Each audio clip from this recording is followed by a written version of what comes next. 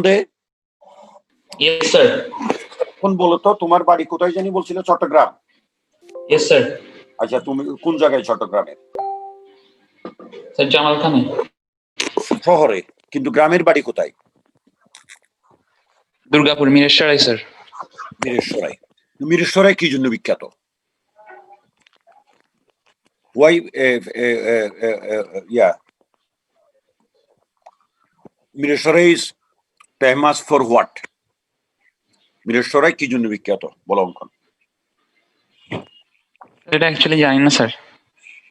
তো তুমি যদি না জানো অঙ্কন, কে জানবে?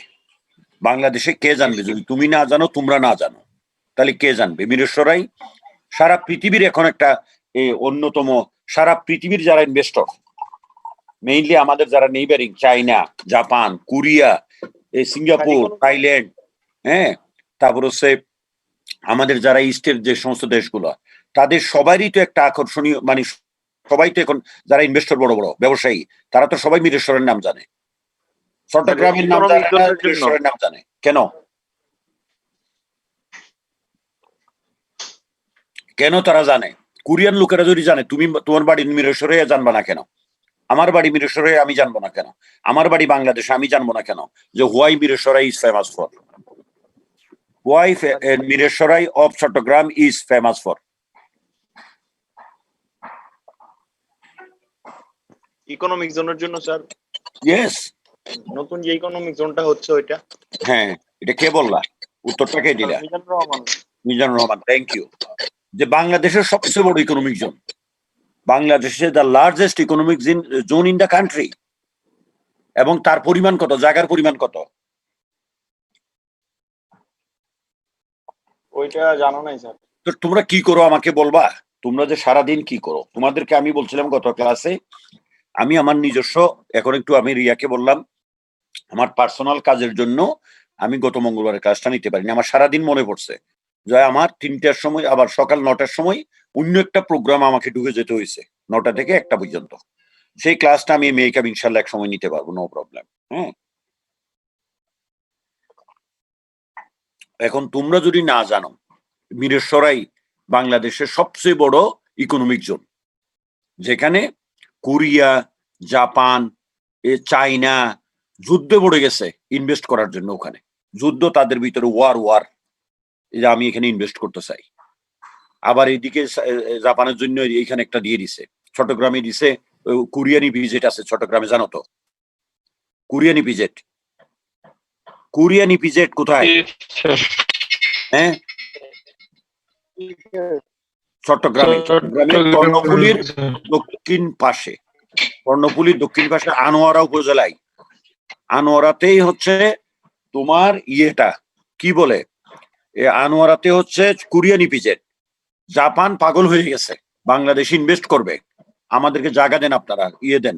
বাংলাদেশের সমস্যা হচ্ছে আমলাতান্ত্রিক জটিলতা আর দুষ্ট চক্র, ওই যে অসাধু দুষ্ট চক্র, আমলাতান্ত্রিক জটিলতা, এবং তার সাথে ওই যে মানে অসাধু মানে হচ্ছে ঘুষ চাই, এইরকম দুষ্ট চক্র, যেগুলো জাপানে টাপানে নাই। হ্যাঁ, এগুলোর জন্য পারে না। কোরিয়ান ইপিজেড চট্টগ্রামের আনোয়ারাই, ওই যে কর্ণফুলী নদীর উত্তর দক্ষিণ প্রান্তে, জানো তো এটা কোরিয়ান ইপিজেড বাংলাদেশে। আবার হ্যাঁ, তারপরে জাপান বলে যে আমাকে একটা দাও। জাপানেরটা কোথায় হচ্ছে? অ্যাবসলিউটলি জাপানি। এই যে সিদ্ধিরগঞ্জ, আমাদের এই যে নারায়ণগঞ্জ, সিদ্ধিরগঞ্জে এই যে ইপিজেড, সিদ্ধিরগঞ্জে, বুঝতে পারছো? সিদ্ধিরগঞ্জে যে জাপানি, তোমরা এখানকার এই সমস্ত ইপিজেডের হর্তাকর্তা তোমরাই হবা। তোমাদের বেতন ভাতা হবে তখন মানে 2 লাখ 5 লাখ টাকা মাসে, ইনশাল্লাহ। তোমরাই তো এগুলো চালাবা, বাংলাদেশের তো লিডার আগামী দিনের, you are the leader of the country, তোমরাই তো এগুলো করবা। তো আর কোরিয়ান ইপিজেডে কিন্তু অনেকগুলো দেশ, কারণ জায়গার পরিমাণ হচ্ছে 30,000 একর। আমরা একর বলি না, 30,000 একর জায়গা নিয়ে আমাদের মিরসরাই, যেটা ফেনী ডিস্ট্রিক্টের পরে তোমার মিরসরাই, বিশাল উপজেলা।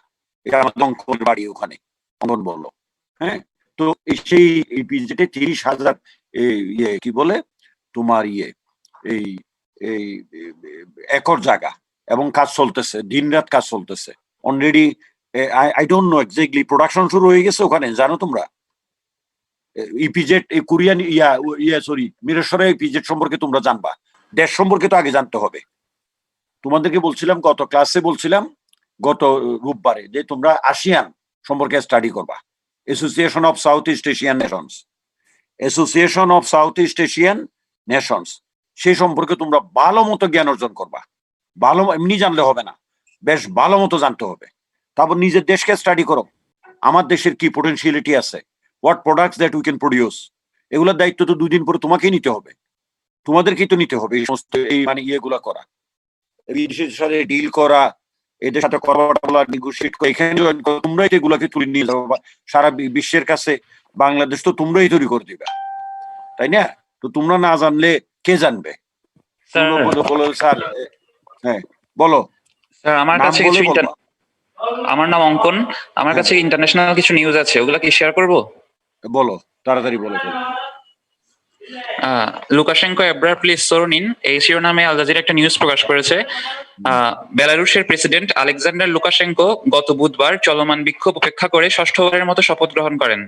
1994 সাল থেকে 26 বছর ধরে তিনি বেলারুশের ক্ষমতায় ছিলেন। বিরোধী দল 6 সপ্তাহেরও বেশি সময় ধরে তাকে ক্ষমতাচ্যুত করার আন্দোলনে নেমেছিল। 66 বছর বয়সী এই নেতা আগস্টের 9 তারিখের নির্বাচনে বিপুল ভোটে জয়ী হন। ইউরোপিয়ান ইউনিয়ন নির্বাচনে জড়িত সকল কর্মকর্তার ইউরোপিয়ান ইউনিয়ন এটা বিরোধিতা করছে এবং অন্যান্য দেশও করছে, কিন্তু পারছে না। মানে খুব আনরেস্ট অবস্থা বেলারুশের। আর একটা বলো, নেক্সট ওয়ান বলো। Divided Europe seeks to overhaul defunct migration policies, এই শিরোনামে নিউজ টুডে একটি সংবাদ প্রকাশ করেছে। ইউরোপিয়ান ইউনিয়নের নির্বাহী বছরের পর বছর ধরে চলতে থাকা মধ্যপ্রাচ্য ও আফ্রিকার যুদ্ধ এবং দারিদ্রতা থেকে পালিয়ে আসা অভিবাসীদের নিয়ে দ্বন্দ্ব নিরসনের লক্ষ্যে গত বুধবার একটি প্রস্তাবনা রাখেন। এই প্রস্তাবনার সবচেয়ে বিতর্কিত বিষয় হলো প্রতিটি রাজ্যের উপর অভিবাসীদের জায়গা দেওয়ার আইনগত বাধ্যবাধকতা। প্রতিটি প্রাপ্তবয়স্কদের জন্য প্রতিটি রাজ্য 10,000 ইউরো বা $11,750 করে পাবে। 450 পেজের রাজ্য মানে কি দেশে পার্টিকুলার কান্ট্রির কথা বলছো তুমি, নাকি প্রতিটা দেশ? এটা কোন দেশ? জার্মানি? হ্যাঁ স্যার, জার্মানিতে। 450 পেজের এই প্রস্তাবনায় বলা হয়েছে ইউর নাগরিকরা অবশ্যই যাদের থাকার অধিকার রয়েছে তাদেরকে পুনর্বাসন করবে এবং যাদের নেই তাদেরকে তাদের নিজের দেশে ফেরত পাঠানো হবে। ধারণা করা হচ্ছে 2023 সাল থেকে এই প্রস্তাবনা কার্যকর হবে, যদিও অনেক ধনী দেশ এবং অনেক অভিবাসী এই দেশের এই প্রস্তাবের বিপক্ষে অবস্থান করছেন। আরেকটা নিউজ হচ্ছে, বলো। হ্যাঁ, Jordan, Egypt, Germany and France put emphasis on two state solution, এই শিরোনামে বিবিসি একটা নিউজ প্রকাশ করেছে। মিশর, ফ্রান্স, জার্মানি এবং জর্ডানের পররাষ্ট্রমন্ত্রী গত বৃহস্পতিবার মধ্যপ্রাচ্য শান্তি চুক্তির প্রক্রিয়া নিয়ে একটি যথার্থ, সার্বজনীন ও শান্তিময় করার উপায় নিয়ে আলোচনায় বসেন। এতে জর্ডানের পররাষ্ট্রমন্ত্রী আইমান সাফাদি জানান, আঞ্চলিক নিরাপত্তা ও চিরস্থায়ী শান্তির লক্ষ্যে প্যালেস্তাইন ইসরায়েল দ্বন্দ্বের জন্য দ্বিজাতিভিত্তিক সমাধানের উপর তিনি গুরুত্ব আরোপ করেন বা টু স্টেট সলিউশনের উপর গুরুত্ব আরোপ করেন। মিশরের পররাষ্ট্র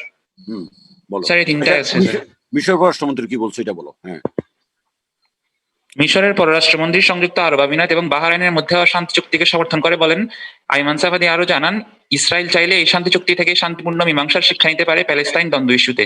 চলমান প্যালেস্তাইন ইসরায়েল দ্বন্দ্ব নিরসনে 4 দেশ আন্তরিকভাবে সর্বোচ্চ চেষ্টা চালিয়ে যাবে, প্রত্যাশা ব্যক্ত করা হয়। ওকে, আরেকটা বলো, নেক্সট ওয়ান বলো। আর আছে? না স্যার, অ্যাকচুয়ালি 3টাই জোগাড় করতে পেরেছি। Thank you. তোমরা এই দেশ সম্পর্কে জানবা, সারা পৃথিবীর সম্পর্কে জানতে হবে। তোমাদেরকে আমি বলছিলাম এই আসিয়ান সম্পর্কে স্টাডি করার জন্য, মনে আছে? আসিয়ান সম্পর্কে স্টাডি করার জন্য তোমরা স্টাডি করছো তো?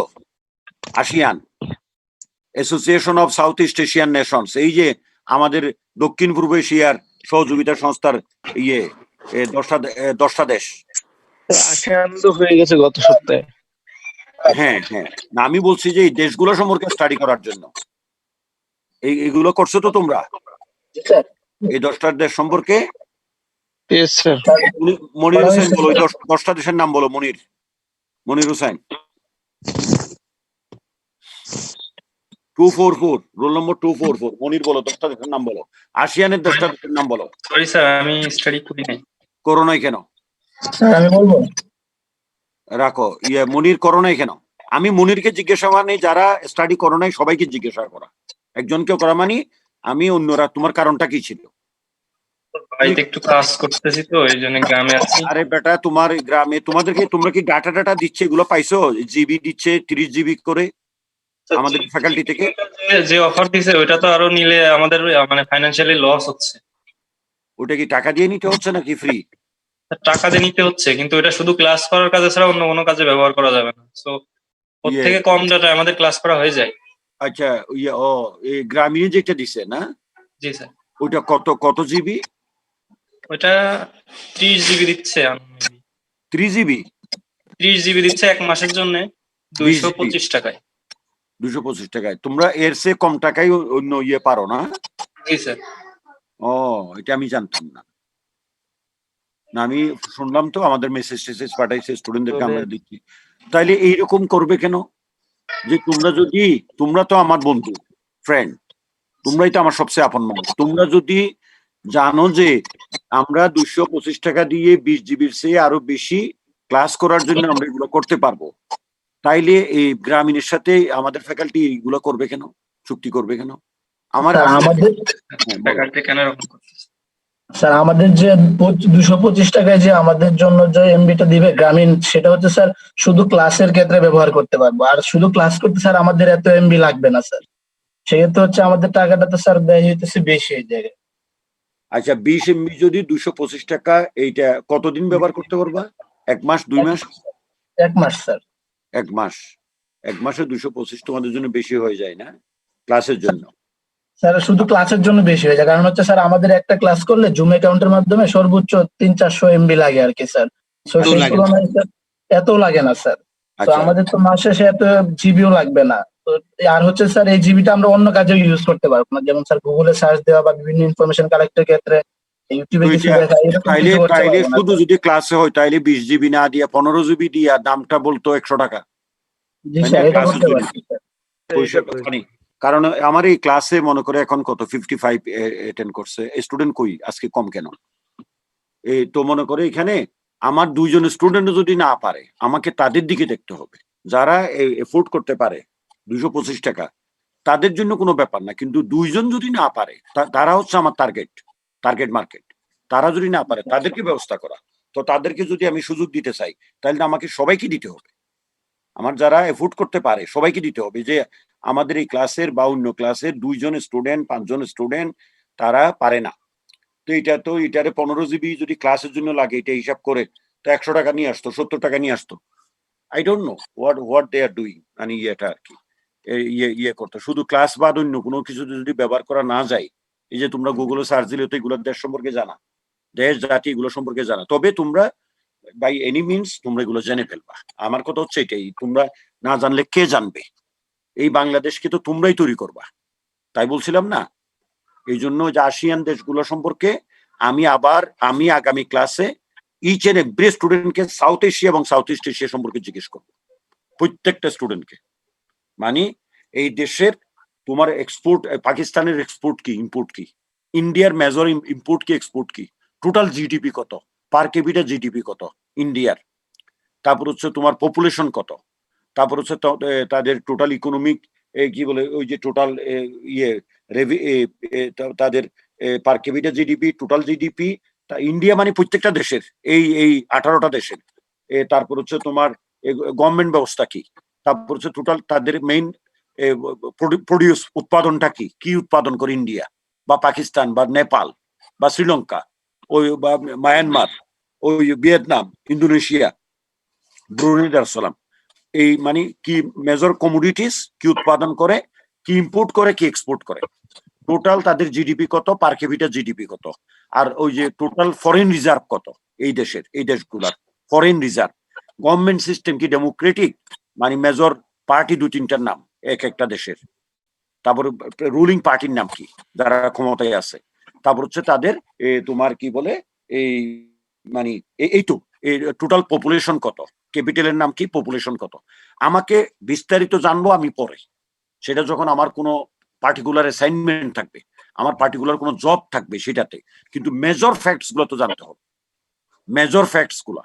মানে এগুলা তোমাকে এই যে 18টা দেশ থরলি স্টাডি করে ফেলবা, 18টা দেশের তোমার এবং কার প্রতিবেশীকে, কোন দেশের সাথে কোন দেশ লাগোয়া, প্রতিবেশী নেইবারিং বর্ডারিং কান্ট্রি কোনগুলা, আর ওই দেশের আয়তনটা কত, আয়তনটা স্কোয়ার কিলোমিটারে। বাংলাদেশের আয়তন কত? রুকসানা, রুকসানা হোসেন রোহিণী, রুকসানা শুনতে পাচ্ছ? Roll number 15। Yes, sir. বলো বাংলাদেশের সাইজ অফ বাংলাদেশ কত? জি স্যার। বাংলাদেশের সাইজ কত, আয়তন কত, বাংলাদেশের সাইজ কত? 1,47,570 বর্গ kilometre. Very good, very good. এইরকম করে ইন্ডিয়ারটা বলতে হবে, পাকিস্তানেরটা বলতে হবে, শ্রীলঙ্কা, মালদ্বীপ, নেপাল, ভুটান, আফগানিস্তান, প্লাস তোমার Myanmar, Thailand, Laos, Cambodia, Vietnam, তারপরে Malaysia, Singapore, Brunei Darussalam, Indonesia, Philippines, 18টা দেশের। বুঝতে পারছো? জি স্যার। দুইজন এই প্রত্যেকটা আয়তন কত, জনসংখ্যা কত, রাজধানীর নাম কি, তার ওই মুদ্রার নাম কি, মানে কারেন্সির নামটা কি, কারেন্সির নামটা কি, যেমন ইন্ডিয়া তো রুপি, পাকিস্তানও রুপি, হ্যাঁ, কারেন্সির নাম কি, তারপর হচ্ছে তোমার ইয়েটা কি বলে, এগুলো তোমাদের, আমাকে এগুলো তোমাদের বলা উচিত ছিল স্যার, আমরা এগুলো পড়ে ফেলছি। তারপর হচ্ছে তোমার মেজর, তারা কি জিনিসগুলো প্রডিউস করে, উৎপাদনকারী মানে ইয়েগুলো কি, এই সমস্ত দেশের মেজর মানে উৎপাদন মানে কি, প্রোডাকশনটা কি, আর কি এক্সপোর্ট করে, কি ইম্পোর্ট করে, তার পরিমাণ কত, এক্সপোর্ট ইম্পোর্টের ভলিউম কত এই দেশগুলার টোটাল 1 বছরে, 2-3 বছর আগের ডাটা হলো নো প্রবলেম। প্লাস এই দেশগুলো, এই যে 18টা দেশ, south Asia, south east Asia, south Asia, south east Asia, এই দেশগুলোর সরকার ব্যবস্থা কিরকম। প্রত্যেকটা দেশে গণতন্ত্র, যদিও মায়ানমারের গণতন্ত্র অত্যন্ত ভঙ্গুর, মানে ইয়ে নাই, ঠিক নাই, মিলিটারি জানতা, তারপর অন্যান্য দেশগুলোরও, এবং তার থাইল্যান্ডের মিলিটারি জানতা, ওখানেও ভঙ্গুর অবস্থা। তারপরে এগুলো প্লাস পাশাপাশি জানবা যে তোমার এই দেশের টোটাল জিডিপি কত, পার ক্যাপিটা জিডিপি কত, আর টোটাল ফরেন রিজার্ভ কত। ঠিক আছে, আগামী ক্লাসে এগুলো নিয়ে যেন আর কথা। আর পাশাপাশি আমি যে এই যে কার সাথে কথা হলো, ইয়ে রিয়া, আমাদের সিআর, ওর বাড়ি কোথায় বললো, বলে স্যার আমার বাড়ি হচ্ছে রাউজান। তো বললাম যে চট্টগ্রামের উপজেলাগুলো কি, চট্টগ্রাম জেলার উপজেলাগুলো কি, তোমার প্রত্যেকেই নিজের জেলার উপজেলাগুলো জানবা। যেমন আমি একজনকে জিজ্ঞেস করি, মিজানুর রহমান তোমার বাড়ি কোথায়? মিজানুর রহমান, আমি ঢাকাতেই থাকি। ঢাকাতে উপজেলাগুলো কি, ঢাকা জেলার উপজেলাগুলো কি কি? হ্যাঁ, ঢাকা জেলা, ঢাকার জেলার আন্ডারে যে উপজেলাগুলো আছে, হ্যাঁ, সেগুলো কি কি? ঢাকা জেলার উপজেলাগুলো স্যার শুনতে, হ্যাঁ বলো বলো বলো। হ্যাঁ, ঢাকা জেলার উপজেলাগুলো কেরানীগঞ্জ, তারপর হচ্ছে দোহার, ধামরাই, নবাবগঞ্জ আর Savar. Very good, thank you very much, thank you Mizanur Rahman, thank you my friend. আমি তো এরকমই চাচ্ছি, আমি আরেকজনকে জিজ্ঞেস করবো, তারপর আমরা ইয়েতে যাচ্ছি। আরেকজনকে র্যান্ডমলি ঢাকার বাইরে কে আছে, মনে করো এই যে লাইলা জাহান 79, তোমার বাড়ি কই? জি স্যার। লাইলা জাহান স্যার, তোমার বাড়ি কই, দেশের বাড়ি কোথায়? হ্যালো বলো বলো, হ্যাঁ হ্যালো বলো। Laila Jahan, roll number 79। লাইলা জাহান,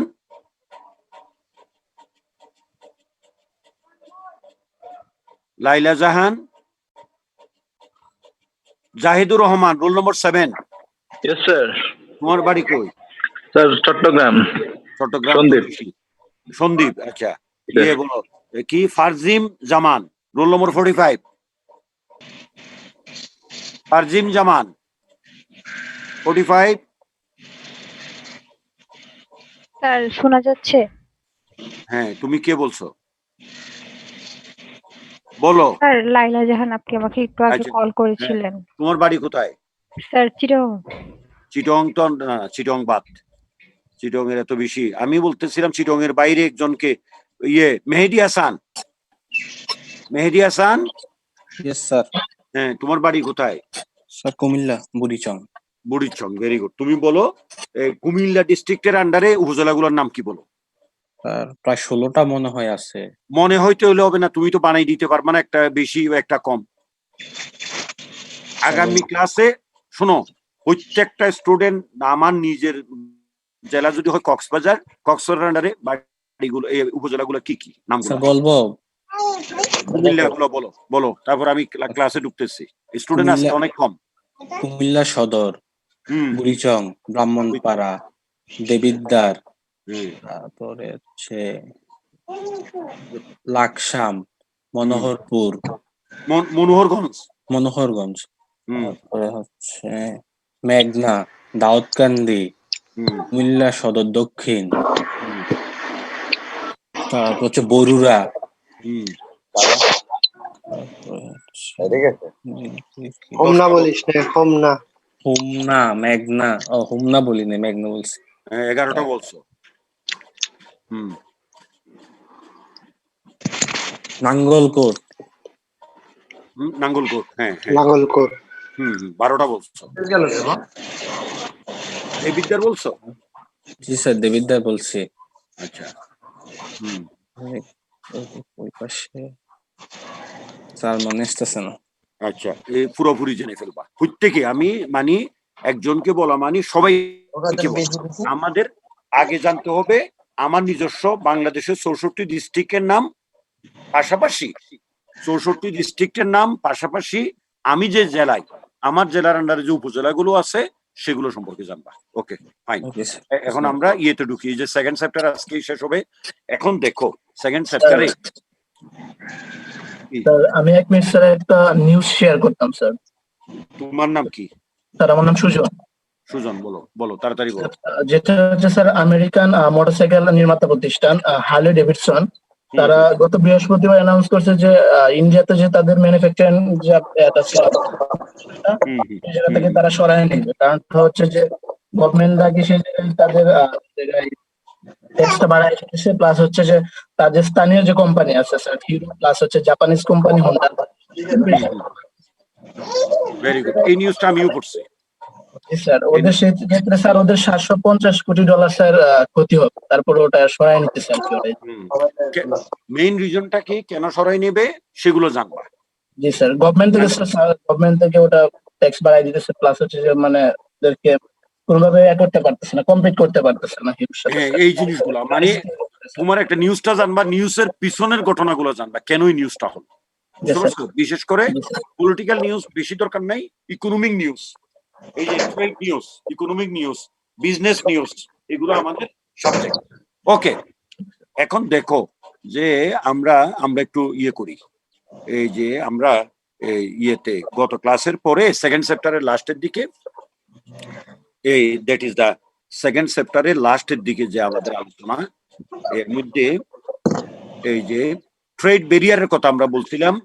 ট্রেড ব্যারিয়ার্স এর এইগুলো quota, import license, voluntary export restraint বলছিলাম না এগুলো,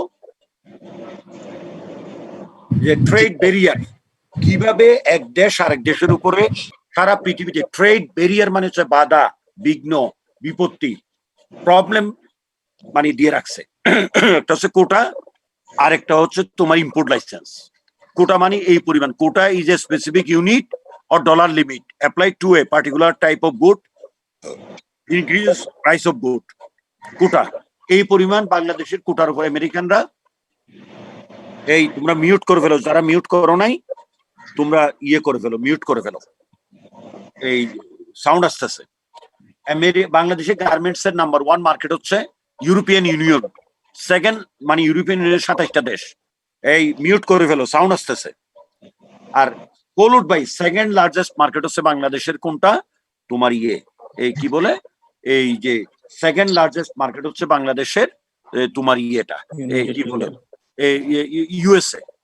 ইউএসএ সেকেন্ড মার্কেট। হ্যাঁ, এই ইউএসএ মার্কেটে আমাদের প্রোডাক্ট ঢোকার ক্ষেত্রে তারা কোটা আরোপ করছে যে আমাদের গার্মেন্টস এই পরিমাণ আমরা যাইতে পারবো। কেন তাইলে সে আমাদেরকে কোটা দিল কেন?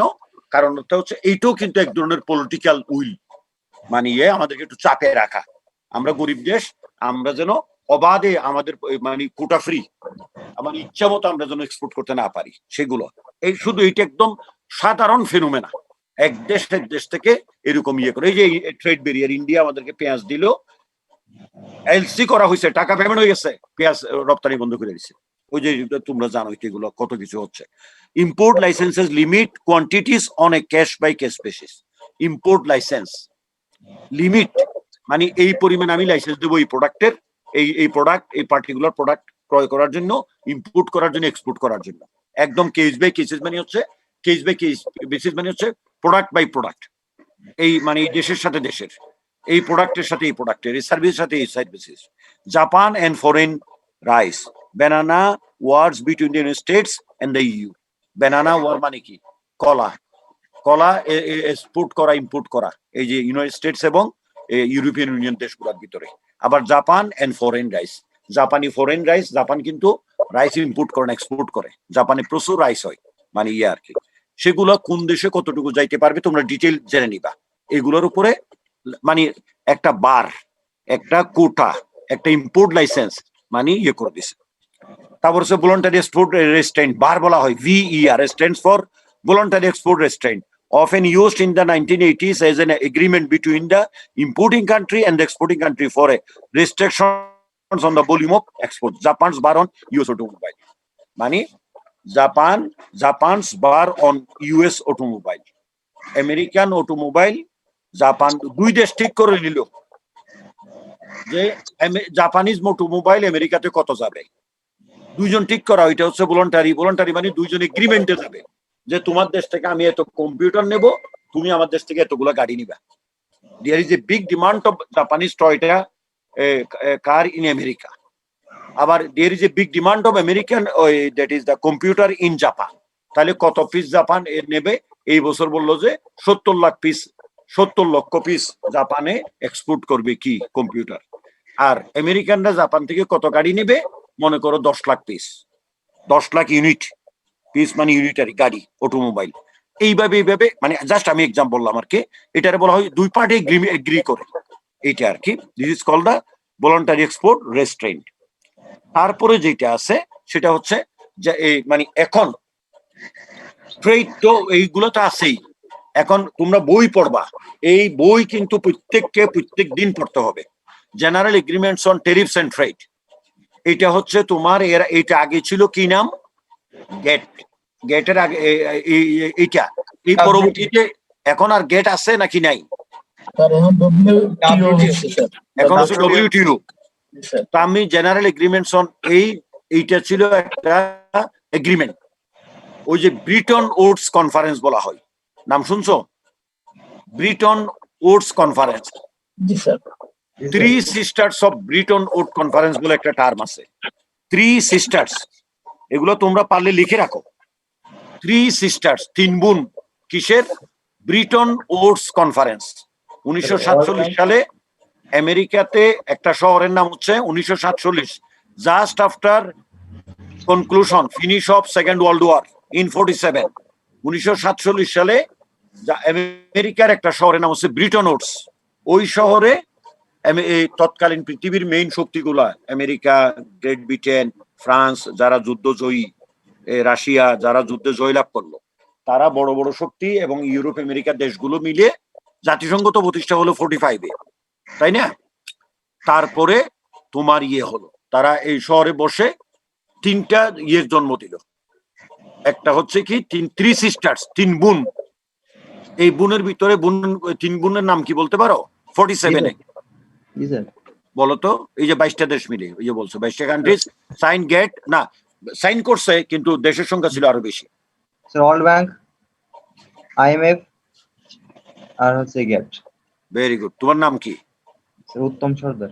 উত্তম Sardar, thank you Uttam, very good. এই যে three sisters of, thank you my friend. আমি এটাই চাই, আমার প্রত্যেকটা স্টুডেন্ট এই উত্তম সর্দারের মতো হবে, যে three sisters of Bretton Wood কনফারেন্সের মানে জাতিসংঘ তো 45-এ হলো, তারপরে 47-এ ওরা করলো কি, আমেরিকার একটা শহরের নাম ব্রিটন উডস, তারা করলো কি দুইটা অর্গানাইজেশনের ইনস্টিটিউশনের করলো, দুইটা ইনস্টিটিউশন। আরেকটা কি, আরেকটা হচ্ছে তোমার দুইটা ইনস্টিটিউশন তোমরা আমার কথা শুনতে পাচ্ছ? হ্যালো, স্যার আচ্ছা আমার তো মানে ইয়ে চলে গেছে, কারেন্ট চলে গেছে। ব্রিটন উড কনফারেন্সে তোমরা যদি শুনতে না পাও আমাকে রিয়া ফোন করে দিবা, বুঝছো? কোনো কারণে ইয়ে হলে রিয়া আমাকে টেলিফোন করবা, বুঝতে পারছো? হ্যাঁ, তাহলে আমাকে ডাটা কিনে আবার ক্লাস ইয়ে করতে হবে। তো ব্রিটন উড কনফারেন্সে রিয়া অথবা রাহাত যে কেউ একজন ফোন করে দিবে আর কি। তারপরে ইয়েটা কি বলে ইয়ে হবে তোমার ব্রিটন উড কনফারেন্সের রেজাল্ট হচ্ছে 3টা সিস্টার, 2টা সংগঠন অর্গানাইজেশন, আরেকটা হচ্ছে তোমার ইয়ে এগ্রিমেন্ট হচ্ছে এটা general agreements on tariffs and trade, আর 2টা ইয়ে হচ্ছে আইএমএফ এবং ওয়ার্ল্ড ব্যাংক। আইএমএফ এর হেডকোয়ার্টার কোথায়? Sir Washington. Washington DC. আর ওয়ার্ল্ড ব্যাংকের হেডকোয়ার্টার কোথায়? Washington sir. Washington, very good. 2টারই হেডকোয়ার্টার ওয়াশিংটন। তারপরে পৃথিবীর এই যে অর্থ ব্যবস্থাকে ডেলে সাজানোর জন্য এগুলো এখনো আছে, আর এটা ছিল একটা এগ্রিমেন্ট। তো আমরা যদি এটা একটু বলি, তোমরা এগুলো বইতে পারবা। Shortly after world war II, the US and other 22 countries signed GATT 1947, which paved the way for the first effective worldwide trade agreement. এটা একটা এগ্রিমেন্ট। বেসিক এলিমেন্টস অফ গেটটা কি? আব্দুল্লাহ বিন সাইদ কিছু বলবা? স্যার আমার একটা কোশ্চেন আসছে। বলো। কোশ্চেনটা হচ্ছে যে ওয়ার্ল্ড ব্যাংক এবং আইএমএফ এই যে আমাদের মতো দরিদ্র দেশগুলোর ঋণ দেয়, এই ঋণ দেওয়ার পিছনে স্যার কারণ কি স্যার? মানে 2টা ঋণ দেয় না, একটা দেয় আমাদের এগুলা। ওয়ার্ল্ড ব্যাংক করে কি, আমরা এই সেক্টর এগুলা পড়বা। Very good question Abdullah. হ্যাঁ, মানে ওয়ার্ল্ড ব্যাংকের উদ্দেশ্য হচ্ছে গরিব দেশগুলো, যেমন ওয়ার্ল্ড ব্যাংকের অনেক জায়গায় তারা মার্কেটিং কাজ করতে পারে না, আমাদের মতো দেশগুলোতে তারা বিভিন্ন ইনফ্রাস্ট্রাকচার ডেভেলপমেন্ট করার জন্য প্রজেক্ট গুলো নেয় এবং এখানে আমাদেরকে লোন দেয়। যেমন পদ্মা সেতু, মানে বাংলাদেশে ওয়ার্ল্ড ব্যাংকের প্রজেক্টে অনেক কাজ হয়েছে, এখনো হচ্ছে, চলমান, হান্ড্রেডস অফ প্রজেক্ট এগুলো চলমান আছে, তারা আমাদের মতো দেশগুলো ইনফ্রাস্ট্রাকচার ডেভেলপমেন্ট করার জন্য। আর ইয়ে আইএমএফ যেটা করে, আইএমএফ করে ট্রেড, ব্যবসা বাণিজ্য ঠিকঠাক করার জন্য আইএমএফ করে। আইএমএফ কিন্তু ওয়ার্ল্ড ব্যাংকের কাছে এক ধরনের ফাংশন। আজকে তোমরা ইয়ে করবা, এই যে function of world bank, function of IMF জেনে ফেলবা। আইএমএফ করে কি, কোন দেশ যদি মনে করো তোমার ওই যে ইম্পোর্ট করার জন্য টাকা নাই, তাহলে সে টাকা দেয় তোমার সাময়িক। এরা কিন্তু 2টাই ফাইন্যান্স মার্কেটিং করে world wide.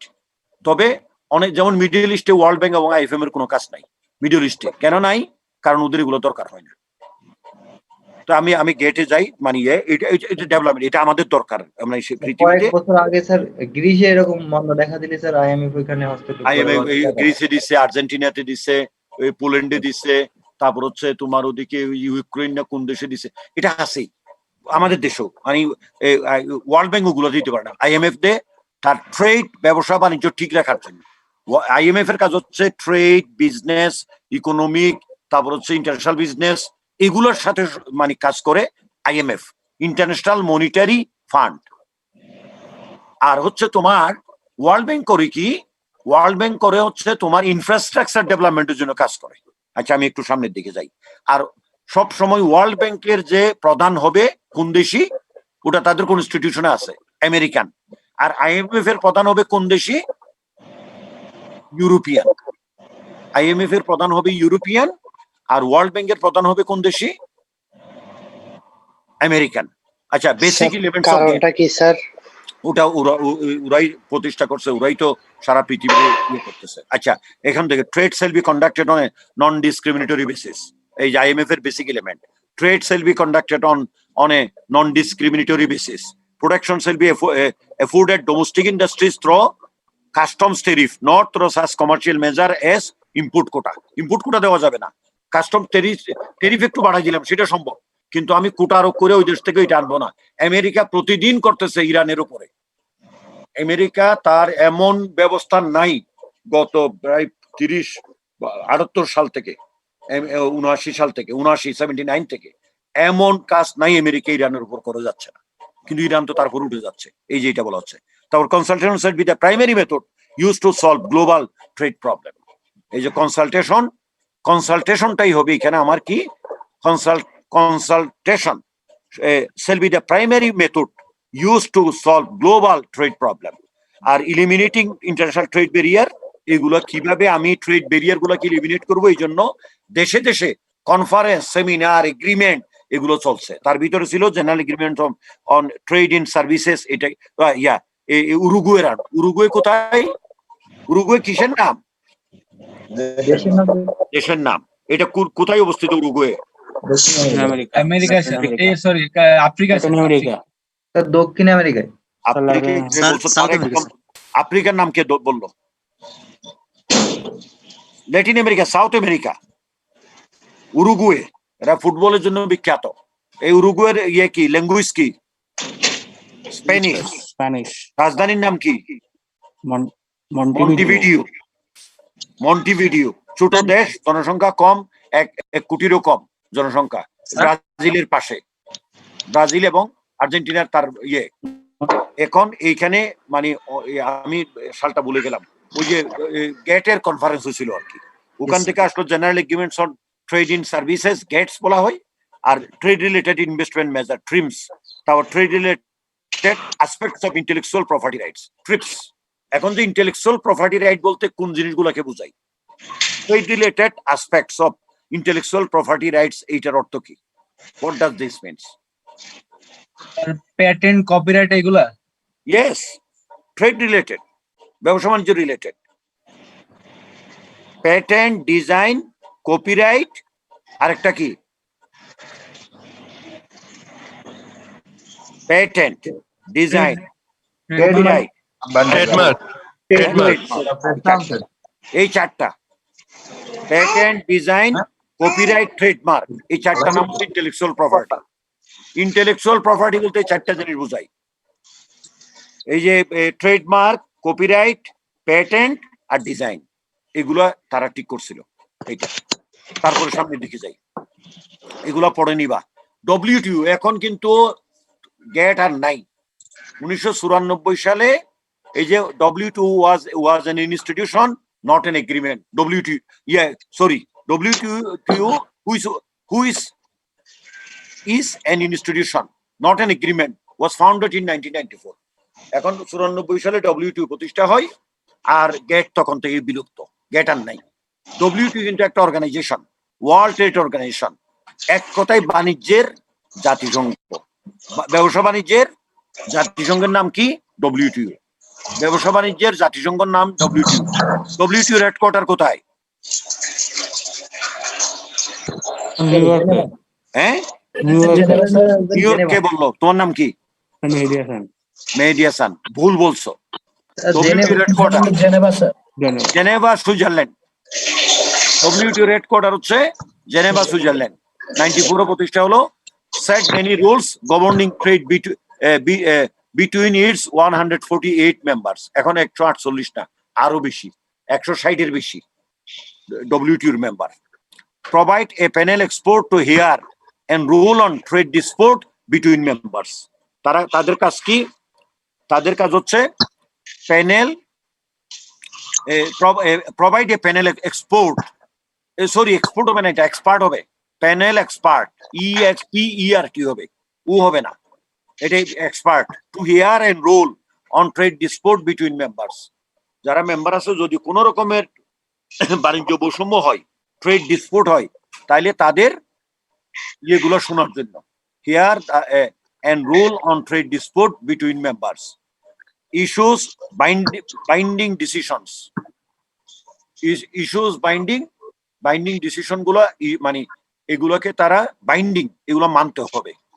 All member countries will have equal representation, জাতিসংঘের মতো।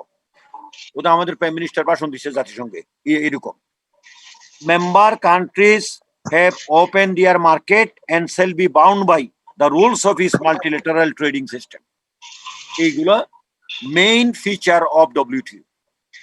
তারপর হচ্ছে এখন যেমন জাতিসংঘকে আমেরিকানরা মানে না, গত সপ্তাহে কি হলো, ইরানের উপরে একদম মেজর অবরোধ আরোপ করবে, রেস্ট্রিকশন আরোপ করবে আমেরিকা। তার সঙ্গী সাথী পাইলো একটা দেশ,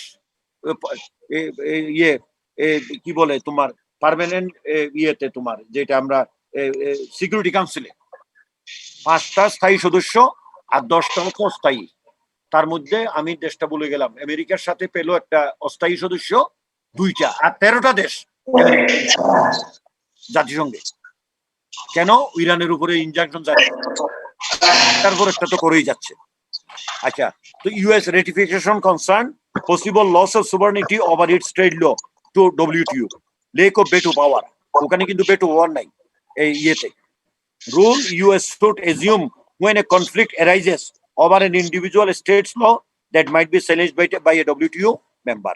তো এখানে US assume when a conflict arises over an individual state laws that might be challenged by a WTO member. যদি WTO এর সাথে মানে ইয়ে করে সামঞ্জস্য বিধান রেখেই আমাদেরকে এগুলো ট্রেড ল এগুলো করতে হবে। China become member of WTO in 2001, Vietnam 2007। এই চাইনা জয়েন করার কারণে এখন WTO ওয়ার্ল্ডের টোটাল ট্রেডের মোর দেন 90%, 95% কভার করে। রাশিয়াও তো মেম্বার হয়ে গেছে পরবর্তীতে, মানে 95% ওয়ার্ল্ড ট্রেডের WTO কিন্তু এগুলো ইয়ে করে, নিয়ন্ত্রণ করে। তারপর হচ্ছে তোমার এখন যদি আমরা বলি striking the spirit of GATT and WTO. Loopholes. China reduced tariff while at the same time increased number and scope of technical standard and inspection requirement. Loopholes মানে কি? Loopholesটা কি? Loopholesটা কি? এটা মানে ফাঁক আর কি। হ্যাঁ, China reduced tariff while at the same time increased number and scope of technical standard.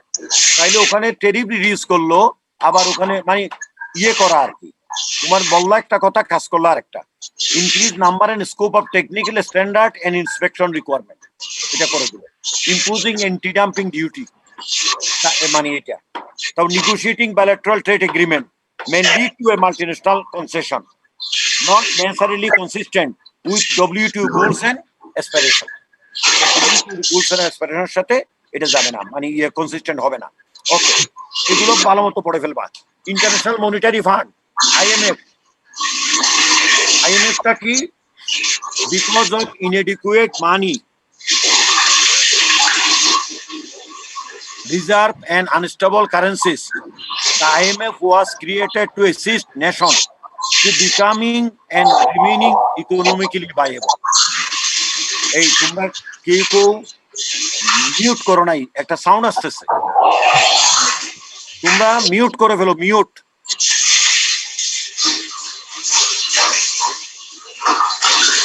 Mohsin Hossain, mute করা বুঝো তো, একটা সাউন্ড আসতেছে কোথার থেকে।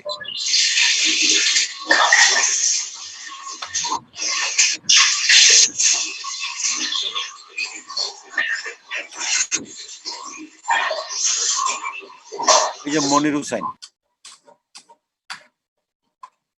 হুসাইন এখান থেকে একটা সাউন্ড আসতেছিল।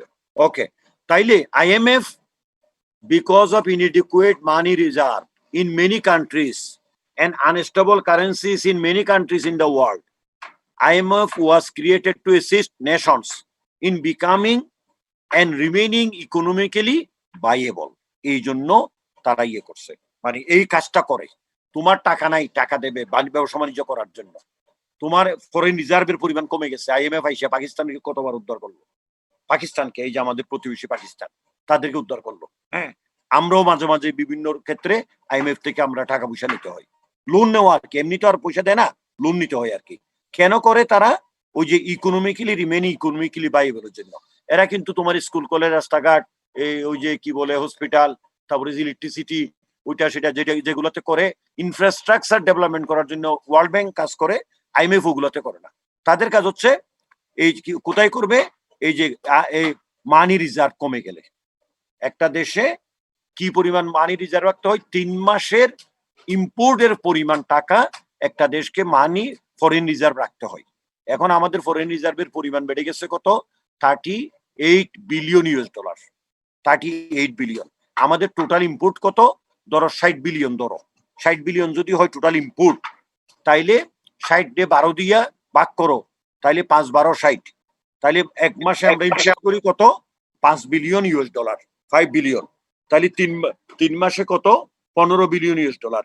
কিন্তু আমাদের হয়ে গেছে কত? 38।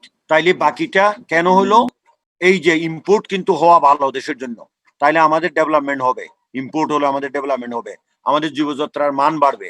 কিন্তু প্যান্ডেমিকের কারণে আমাদের বিদেশ থেকে রেমিটেন্স আসছে, আমরা টাকাই ইম্পোর্ট করতে পারি নাই, আর এক্সপোর্টও কমে গেছিল, একটু বাড়ছে এগুলার কারণে আর কি। তো আমাদের 15 বিলিয়ন ডলার রাখলেই হতো, কিন্তু আমাদের 38 বিলিয়ন ডলার হয়ে গেছে।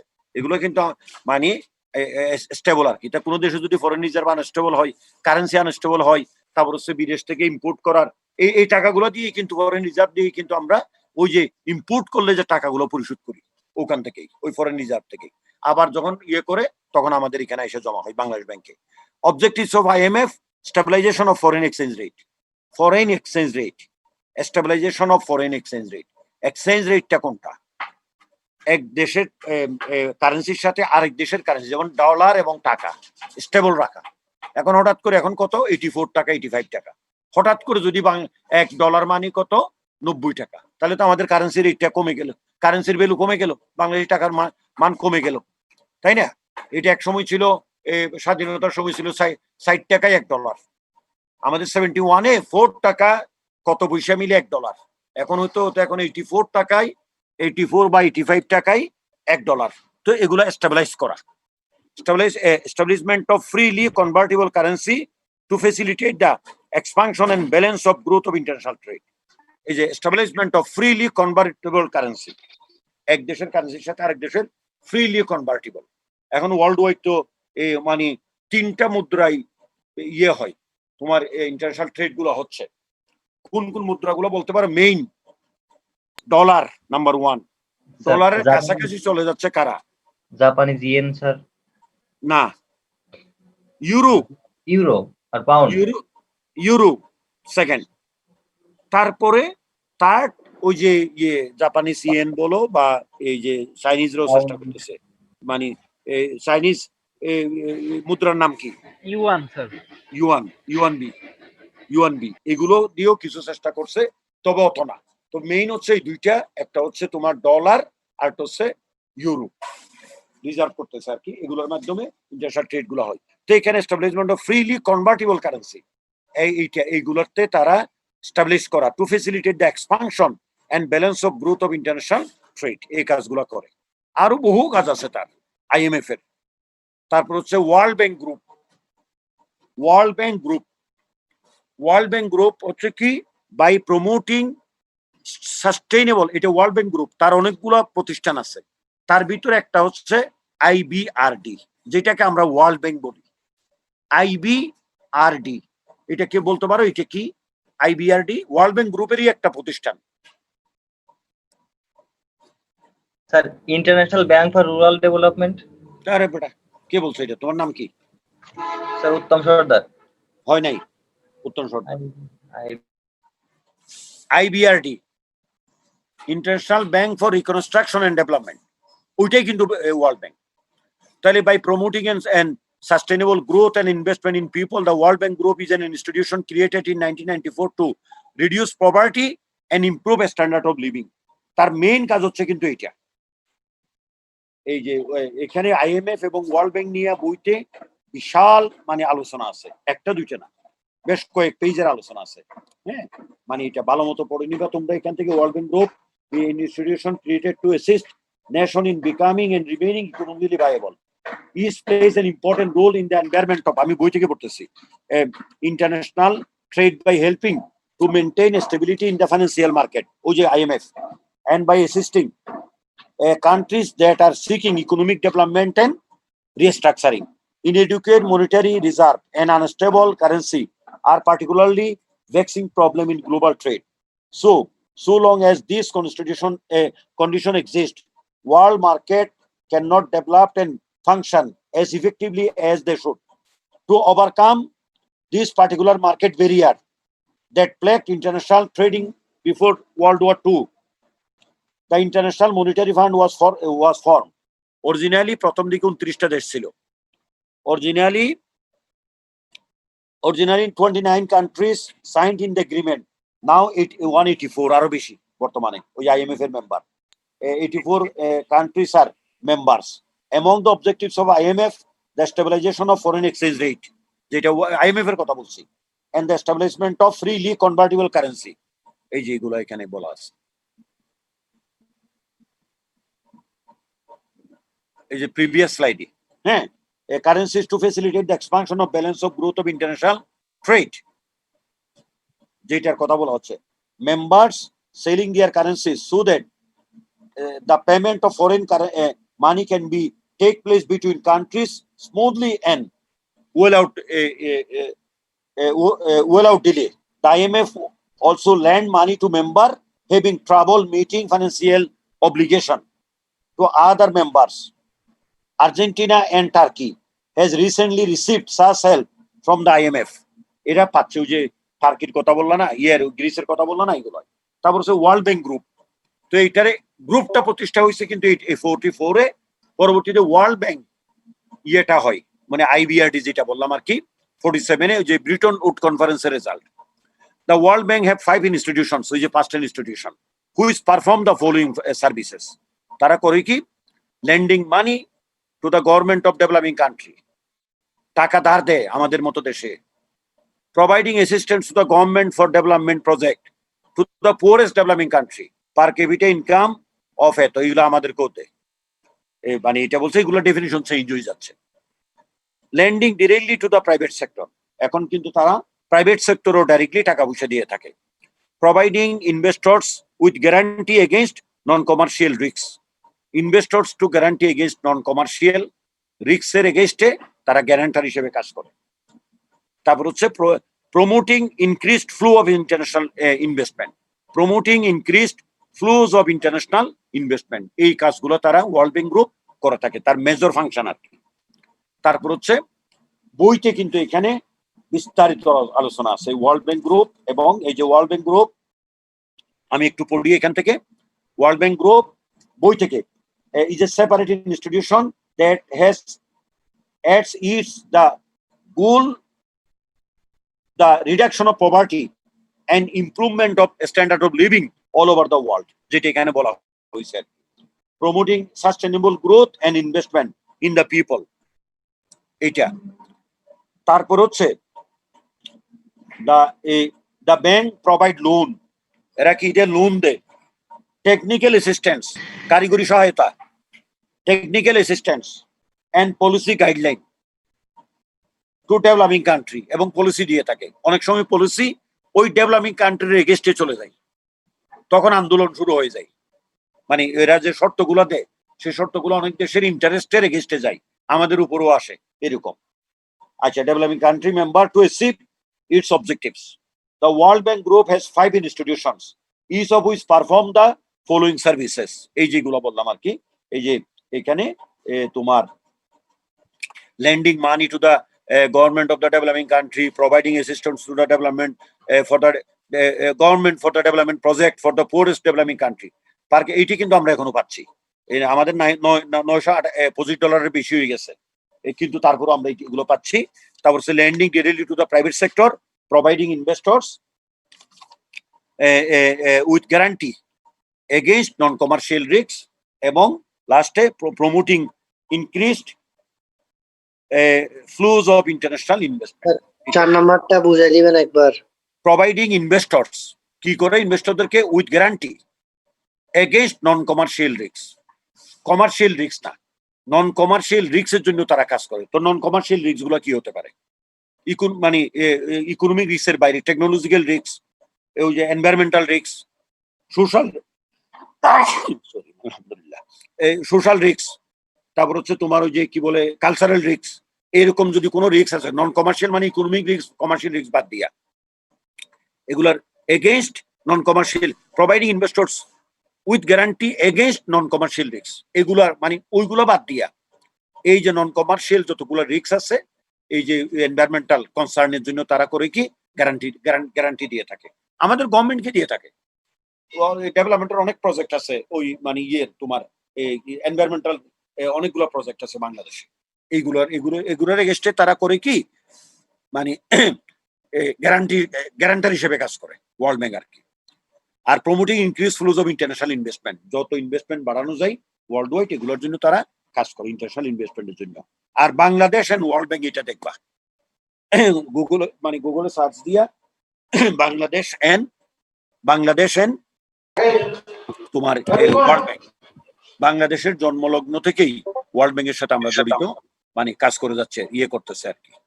তারপর একদম লাস্টে anti globalization protest. Anti globalization মানে কি, এই যে সমস্ত ওয়ার্ল্ড ব্যাংক, IMF, WTO এগুলো সবগুলো হচ্ছে ওই ধনীদেরকে আরো ধনী করো, গরিবদেরকে মারিয়া ফেলাও।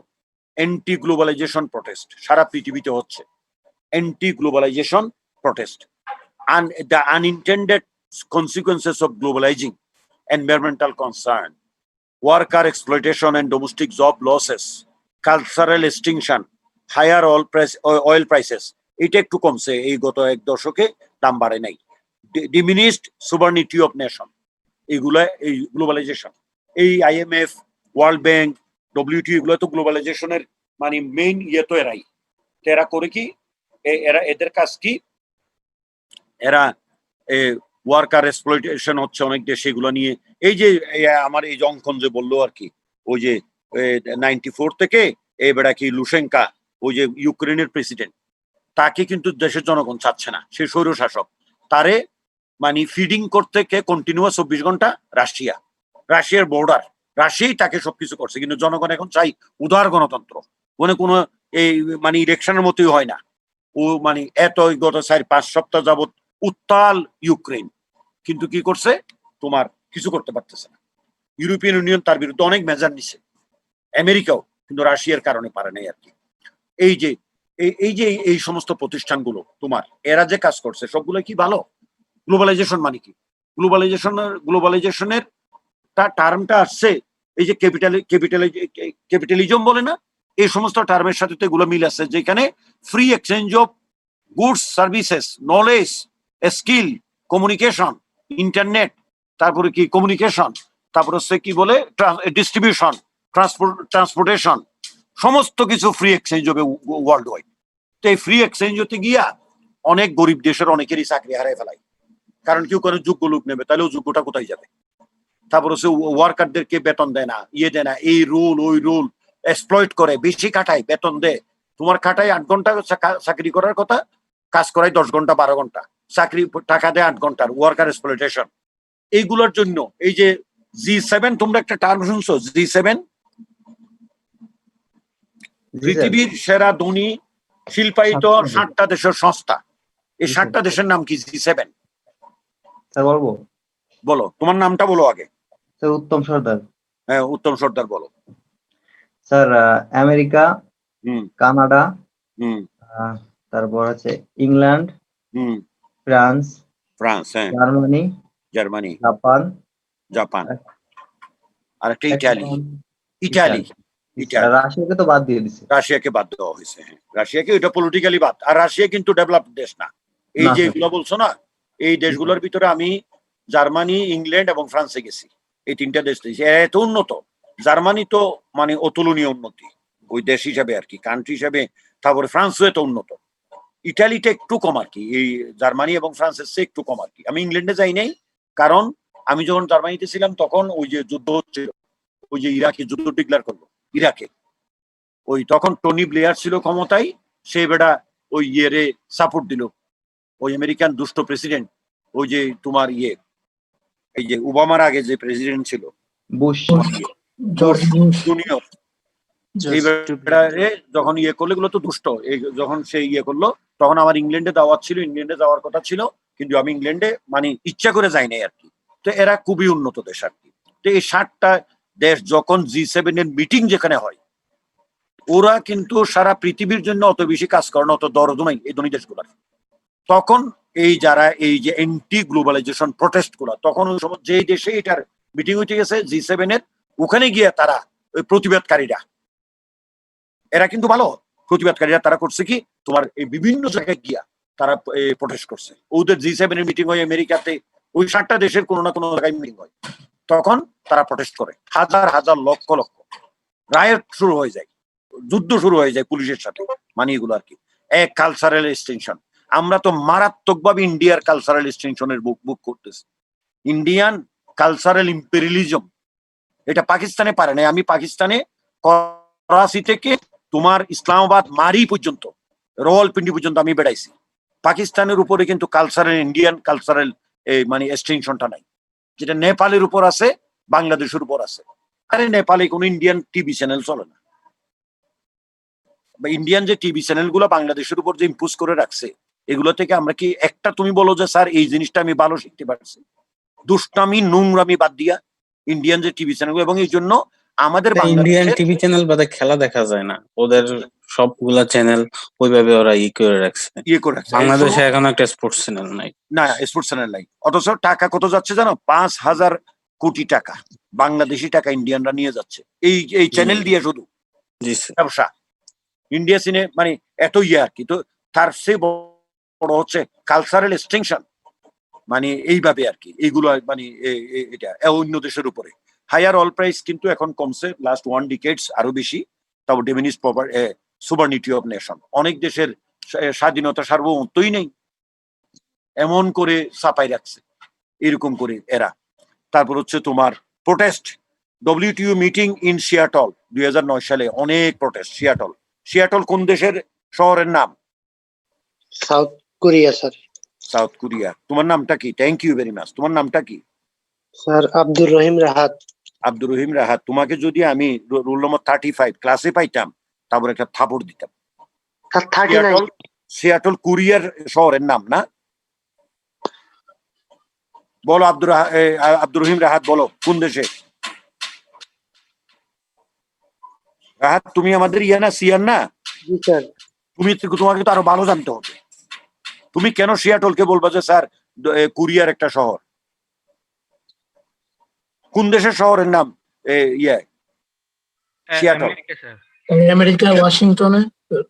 হ্যাঁ, আমেরিকার ওয়াশিংটনে, ওয়াশিংটন স্টেটে স্যার। স্টেটে সিয়াটল। একদম ওই যে তোমার, এটা কি প্যাসিফিক লাইনে, প্যাসিফিক কোস্টে পড়ছে নাকি আটলান্টিক কোস্টে পড়ছে? সিয়াটল ওয়াশিংটন স্টেট প্যাসিফিকে স্যার। প্যাসিফিকে পড়ছে। তোমার নাম কি? Sir Sujon. Sujon, thank you. পুরো নামটা বলো। Mohammad Sujon Miah. Mohammad Sujon Miah, thank you very much my friend. This the answer. ওই যে ক্যালিফোর্নিয়ার লাইনে আর কি, ওই যে কানাডার কাছাকাছি। কানাডার কোন স্টেটের পাশাপাশি ওয়াশিংটন পড়ছে? ওয়াশিংটনের সাথে কানাডার কোন স্টেটের আছে? কানাডার বর্ডার আছে? স্যার কানাডার সাথে? হ্যাঁ, কানাডার সাথে। কানাডার কোন স্টেটের সাথে আমেরিকার এই যে ওয়াশিংটন বললা যে সিয়াটল, এই মানে স্টেটের বর্ডার? স্যার এটা তো বলতে পারবো না স্যার। কেন বলতে পারবা না? এটা হচ্ছে তোমার আমেরিকার, ওইটার নাম হচ্ছে আমেরিকার তো বললাম ওয়াশিংটন স্টেট। আর কানাডার হচ্ছে তোমার কানাডার হচ্ছে তোমার ওই যে ভ্যাঙ্কুভার আছে না, ব্রিটিশ কলম্বিয়া, নাম শুনছো? ব্রিটিশ কলম্বিয়া নাম শুনছো? ব্রিটিশ কলম্বিয়ার রাজধানী কোনটা? ভ্যাঙ্কুভার। এটা ওই লাইনে যারা যে দেশগুলো আছে, মানে স্টেট গুলো আছে, ওগুলো কিন্তু গরম, মানে ঠান্ডা না। ওই প্যাসিফিক লাইনে তুমি যদি জাপান হয়ে যদি আমেরিকা যাও, তাইলে তো এইগুলাতেই যাইবা।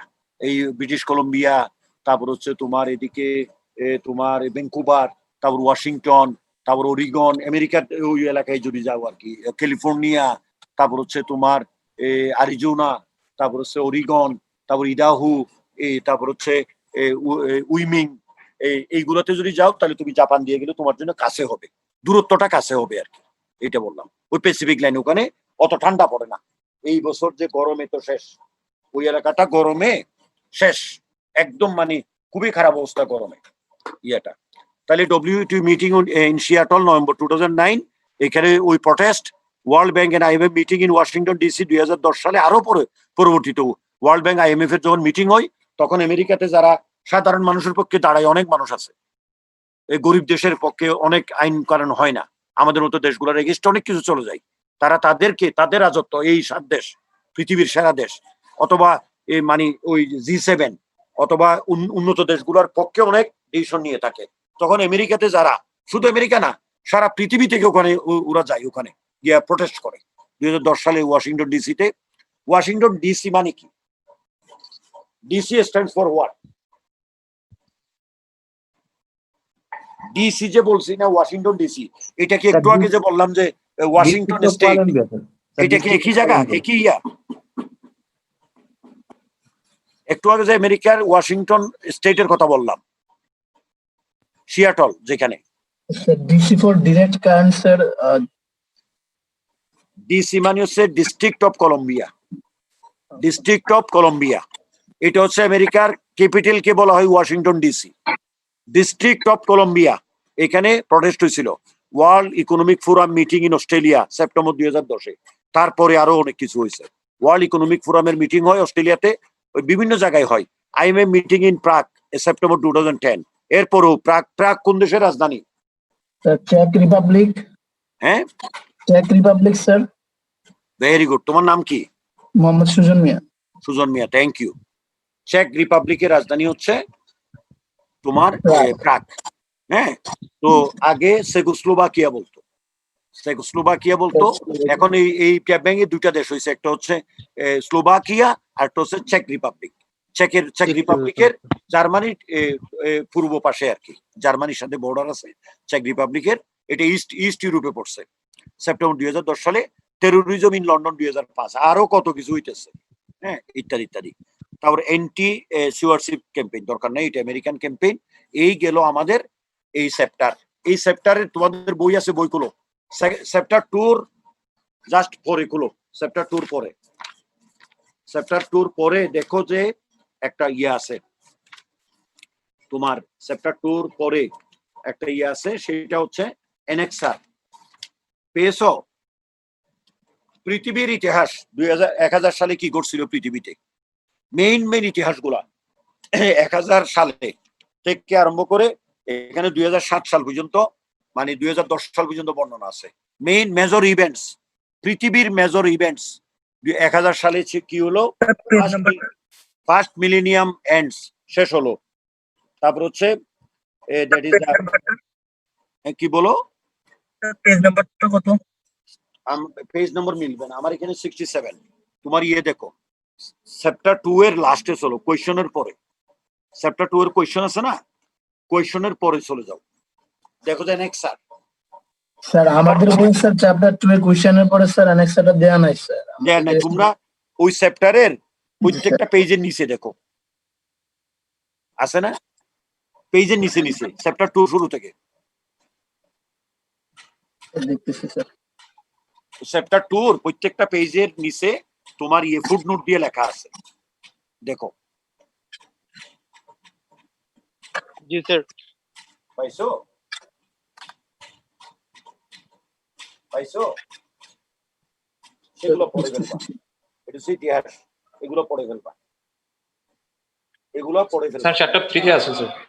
হ্যাঁ, অ্যানেক্সার, এটি ইতিহাস, পৃথিবীর ইতিহাস। এগুলো তোমাদের বয়স কম, তোমরা এখন এগুলো পড়ে ফেলবা।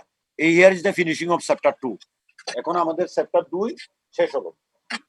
Here is the finishing of chapter 2, এটা শেষ হলো।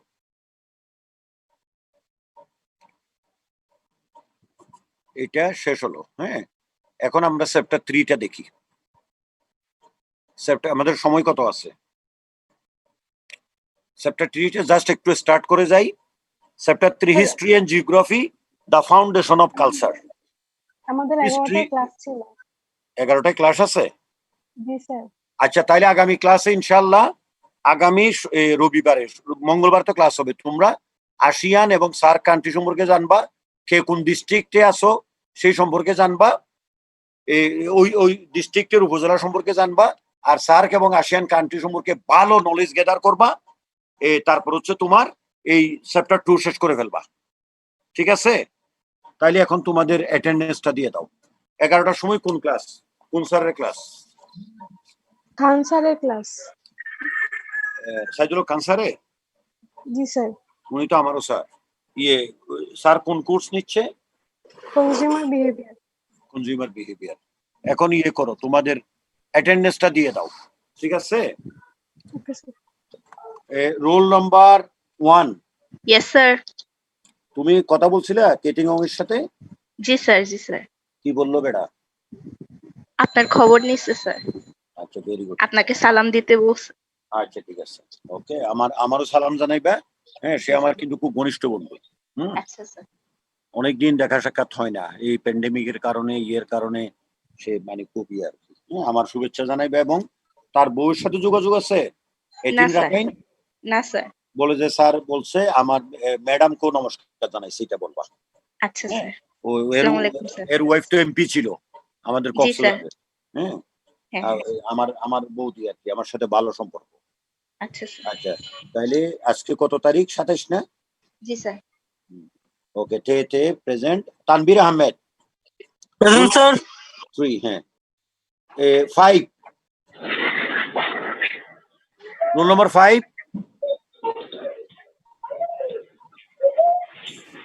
রাফিউর রহমান স্বামী।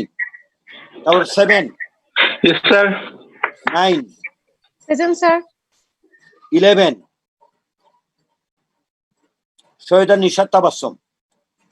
13, তৃষা চক্রবর্তী। তারপর হচ্ছে 15, প্রেজেন্ট স্যার। 17। Present please. যদি মানে আমি যদি অ্যাটেন্ডেন্স না দিলে আমি তার নাম আবার জিজ্ঞেস করব। আমি যদি অ্যাটেন্ডেন্স কারোটা না দিই তাইলে আমি তার নামটা জিজ্ঞেস করব, আবার রিপিট করব আর কি। 21, ইয়েস স্যার। 25,